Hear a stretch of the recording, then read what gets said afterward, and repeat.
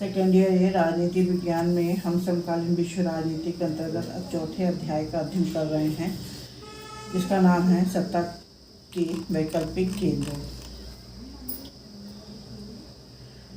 सबसे पहले हम अध्ययन करेंगे इसका परिचय। तो 1990 के दशक के शुरू में विश्व राजनीति में दो ध्रुवीय व्यवस्था के टूटने के बाद यह स्पष्ट हो गया कि राजनैतिक और आर्थिक सत्ता के वैकल्पिक केंद्र कुछ हद तक अमेरिका के प्रभुत्व को सीमित करेंगे। मतलब चाहे राजनीतिक हो चाहे अमेरिका हो, 90 के बाद जो है राजनीतिक और आर्थिक दोनों ही चीज़ें जो है अमेरिका ये माना जाने लग गया कि उसका प्रभाव ज़्यादा है। यूरोप में यूरोपीय संघ और एशिया में दक्षिण पूर्व एशियाई राष्ट्रों के संगठन आसियान का उदय दमदार शक्ति के रूप में हुआ। अर्थात जिस समय सोवियत संघ का पतन हुआ था उसके बाद जो देखा गया कि यूरोप में एक संगठन बना जिसका नाम था यूरोपीय संघ, और इसी तरह से एशिया में भी बना, उसका नाम था दक्षिण पूर्व एशियाई राष्ट्रों का संगठन, छोटा नाम इसका आसियान है। ये दो संगठन उभर करके सामने आए। यूरोपीय संघ और आसियान दोनों ने अपने अपने इलाके के चलने वाले ऐतिहासिक दुश्मनियों और कमजोरियों का क्षेत्रीय स्तर पर समाधान ढूंढा। साथ ही इन्होंने अपने अपने इलाकों में अधिक शांतिपूर्ण और सहकारी क्षेत्रीय व्यवस्था विकसित करने तथा इस क्षेत्र के देशों की अर्थव्यवस्थाओं का समूह बनाने की दिशा में भी काम करना शुरू किया। यह देखा गया कि यूरोपीय संघ और आसियान दोनों ने जो है अपने अपने इलाके में समाधान ढूंढ लिया था। और सत्ता के कुछ उभरते हुए वैकल्पिक केंद्रों पर अगर हम नज़र डालें तो यह देखेंगे कि इनका भविष्य क्या है, या ये कह लीजिए कि यूरोपीय संघ और आसियान इन दोनों का भविष्य क्या है और ये भविष्य में किस तरह की भूमिका निभाएंगे। सबसे पहले हम अध्ययन करेंगे यूरोपीय संघ के बारे में।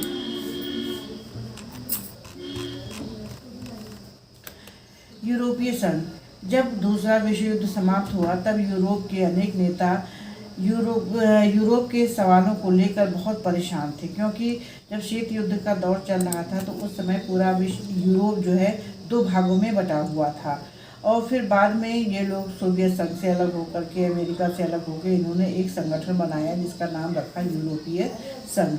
तो इन लोगों ने अपनी पुरानी दुश्मनियों को फिर से शुरू करना चाहिए या फिर उन्हें छोड़ करके एक सकारात्मक योगदान और करना चाहिए, या अपने सिद्धांतों और संस्थाओं के आधार पर नए संबंध बनाना चाहिए। कुछ इस तरह के प्रश्न लोगों के दिमाग में उठ रहे थे।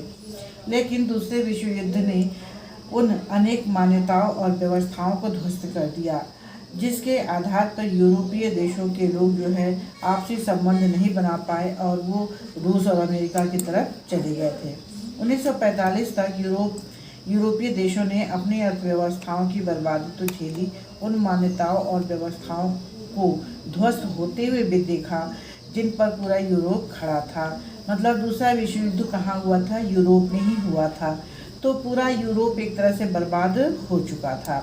इसलिए ये लोग अपनी अर्थव्यवस्था को बढ़ाने के लिए, या ये कह लीजिए अपने कमजोरियों को दूर करने के लिए, अपने आप को खड़ा करने के लिए ही ये लोग रूस और अमेरिका के संगठन में शामिल हुए थे, यूरोप के लोग। 1945 के बाद यूरोप के देश में मेल मिलाप को शीत युद्ध से मदद मिली।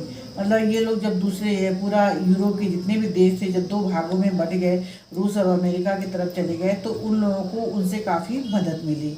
अमेरिका ने यूरोप की अर्थव्यवस्था के पुनर्गठन के लिए ज़बरदस्त मदद की और इसे मार्शल योजना का नाम दिया गया। मतलब यूरोप को अमेरिका ने जिन जिन चीज़ों के लिए मदद की उनकी अर्थव्यवस्था को बढ़ाने के लिए, उसी योजना को मार्शल योजना का नाम दिया गया। अमेरिका ने नाटो के तहत एक सामूहिक सुरक्षा व्यवस्था को जन्म दिया। मार्शल योजना के तहत ही 1948 में यूरोपीय आर्थिक सहयोग संगठन की स्थापना की गई। मतलब 1945 के बाद 1948 में क्या हुआ, अब जब ये लोग अमेरिका की नाटो के संगठन में शामिल हो गए तो अमेरिका ने उनको सारी सहायता प्रदान की। और यही नहीं, उस सहायता को नाम क्या दिया गया? मार्शल योजना। और उसी मार्शल योजना के तहत जो है 1948 में यूरोपीय आर्थिक सहयोग संगठन की भी स्थापना की गई। जिसके माध्यम से पश्चिमी यूरोप के देशों को आर्थिक मदद दी गई। यह एक ऐसा मंच बन गया जिसके माध्यम से पश्चिमी यूरोप के देशों ने व्यापार और आर्थिक मामलों में एक दूसरे की मदद शुरू की।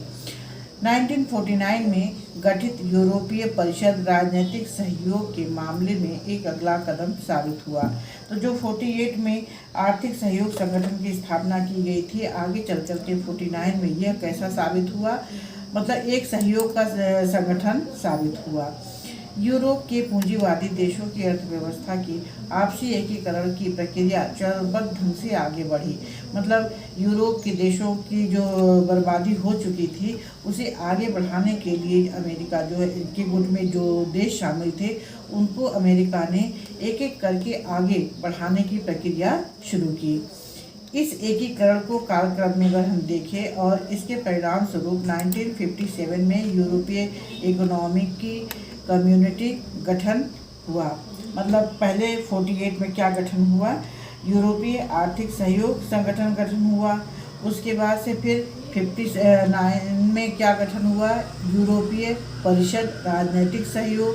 फिर उसके बाद 57 में क्या गठन हुआ, यूरोपियन इकोनॉमिक कम्युनिटी का गठन किया गया। यूरोपियन पार्लियामेंट के गठन के बाद इस प्रक्रिया ने राजनीतिक स्वरूप प्राप्त कर लिया।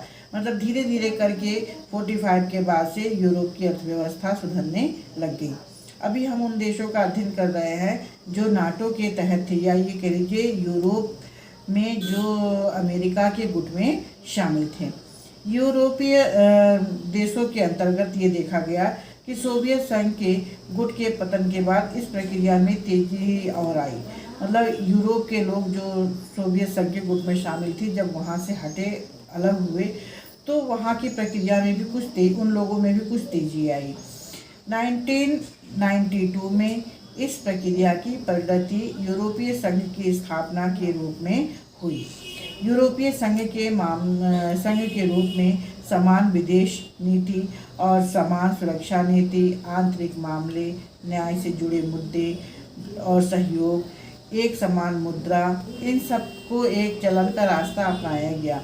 मतलब यूरोपीय संघ में जितने भी देश शामिल थे उन्होंने क्या किया कि कुछ चीज़ों को उन्होंने एक जैसा ही रखा। जैसे क्या चीज़ें थी एक जैसी, उनकी समान विदेश नीति, समान सुरक्षा नीति, आंतरिक मामले, न्याय से जुड़े मुद्दे और सहयोग, और एक समान मुद्रा का चलन जो था वो एक ही जैसा था यूरोपीय संघ के लोगों का।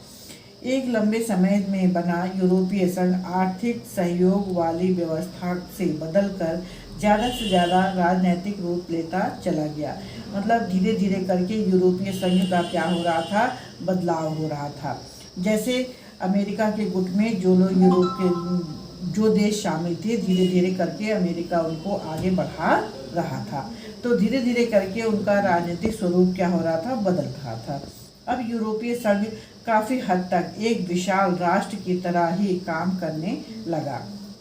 हालांकि यूरोपीय संघ का एक संविधान बनाने की कोशिश तो असफल हो गया। मतलब जैसे ऊपर की चीज़ें इन्होंने एक जैसे रखी और ये चाह रहे थे यूरोपीय संघ का संविधान भी एक ही जैसा हो, लेकिन उसमें वो असफल हो गए क्योंकि उसमें सम्मिलित देश इस बात को मानने के लिए तैयार नहीं थे।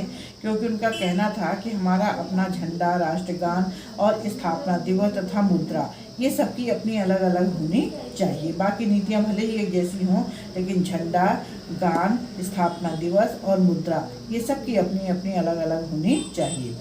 अन्य देशों से संबंधों के मामलों में काफ़ी हद तक साझी विदेश नीति और सुरक्षा नीति भी इन्होंने बनाई। नए सदस्यों को शामिल करते हुए यूरोपीय संघ ने सहयोग के दायरे का विस्तार भी किया। मतलब जैसे जैसे यूरोपीय संघ बढ़ता गया, फलता फूलता गया, वैसे वैसे क्या किया, इन्होंने अपने दायरों को बढ़ाना शुरू किया। नए सदस्य मुख्यतः भूतपूर्व सोवियत खेमे के थे। मतलब इधर क्या हो रहा था, धीरे धीरे लोग अमेरिका की तरफ से भी सोवियत संघ की तरफ से भी क्या हो रहे थे, अलग हो रहे थे। तो सोवियत संघ से जो लोग अलग हो रहे थे वो लोग भी क्या कर रहे थे कि धीरे धीरे कहाँ जाना चाह रहे थे, अमेरिका से अलग, सोवियत संघ के गुट से अलग हो करके वो यूरोपीय संघ में शामिल होना चाह रहे थे।